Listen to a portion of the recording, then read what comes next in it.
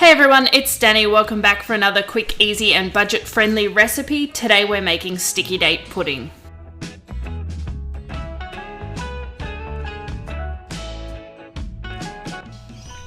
Okay, we're going to start off with our date mixture. So in a large jug, I have my chopped dates, and to that I've added some bicarb soda. And I'm just going to give that a good mix just to incorporate it. And then we're going to go ahead and add some boiling water. We're going to allow this to sit for about 30 minutes just for the dates to soften.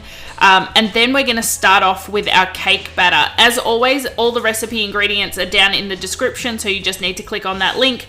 And then when we're going to make our cake batter, we're going to add to our bowl our sugar, vegetable oil, eggs, and some vanilla essence. And then we're going to go ahead and mix that all around. You don't need a stand mixer. You can just put everything into a bowl and mix it around with a whisk. And then we're going to go ahead and sift in our flour. So we've just got some self-raising flour there. And lastly, we're going to add in that date mixture that's been sitting around just softening up. Ooh.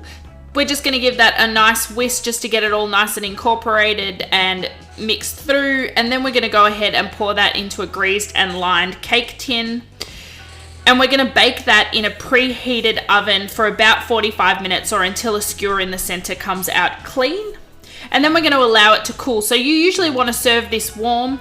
We're going to invert it after it's cooled for a little while, and we're going to peel off that baking paper from the bottom. And then we're going to get started on making our delicious caramel sauce for our sticky date pudding. So to a small pan or small pot, we're going to add brown sugar, butter, cream, and a little more vanilla essence. And then we're just going to, over medium-low heat, we're just going to go ahead and melt all of those ingredients. And then we're going to allow that to simmer for about 5 to 7 minutes until it thickens. And it's as easy as that. Then all we need to do is go ahead and cut ourselves a slice of sticky date pudding and pour over that beautiful caramel sauce. Thanks so much for watching, and I'll see you next time for another quick, easy and budget-friendly recipe. Bye!